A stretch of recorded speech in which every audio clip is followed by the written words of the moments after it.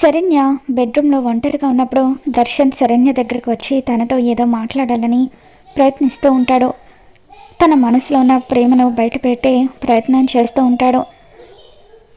ఏం చేస్తున్నావు శరణ్య అని చెప్పి దర్శన్ అడగడంతో, ఏంటండి మీ బాడీ లాంగ్వేజ్లో ఏదో తేడా కనిపిస్తుంది ఏంటి అని చెప్పి శరణ్య అడుగుతూ ఉంటుంది. అబ్బే అదేం లేదు అని చెప్పి దర్శన్ అంటూ ఉంటాడు.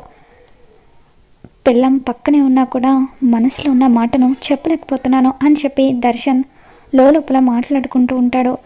అవునండి, మొన్న మనమిద్దరం బయటకు వెళ్ళాం కదా, ఆ రోజు మీరు నాతో ఏదో విషయం చెప్పాలని మధ్యలోనే ఆపేశారు, ఏంటండి అది అని చెప్పి శరణ్య అడుగుతూ ఉంటుంది. దాంతో దర్శన్ డైరెక్ట్గా కాన్సెప్ట్లోకి వచ్చి ఎలాగైనా సరే తనకు ఈరోజు నా మనసులో ఉన్న ప్రేమను బయట పెట్టాలి, తనంటే నాకు ఎంత ఇష్టమో చెప్పాలని దర్శన్ తన మనసులో ఉన్న మాటను బయట పెడుతూ ఉంటాడు.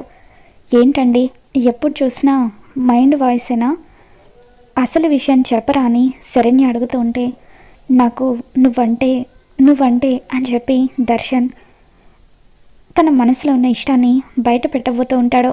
ఇక సరిగ్గా అదే టైంకి ఆనంద భైరవి హాల్లో నుండి అమ్మ శరణ్య శరణ్య అని చెప్పి పిలుస్తూ ఉంటుంది.